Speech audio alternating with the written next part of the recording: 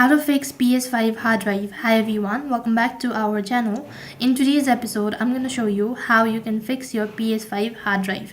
So in order to fix your PS5 hard drive, all you need to do is make sure to stick with us till the end and follow the instruction as guided. Now there are different reasons why the issue occurs. So first of all, you can try checking for an update. Sometimes not updating your PS5 can also lead to these kind of error. So after updating, try restarting your device and that might be able to fix the issue. If that is also not working out, then you can try cleaning the disk. Now use a cloth or a microfiber cloth. So after you're done cleaning it, insert it and that might be able to fix the issue.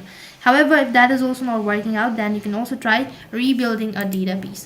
After that, you'll need to click the gear icon once your device is restarted, and then you'll be able to find an option as rebuild database. Now these were some of the ways to fix the issue. That is all for this video. I hope the video was helpful. Make sure to like, share and subscribe to our channel. Thank you for watching. See you in the next video.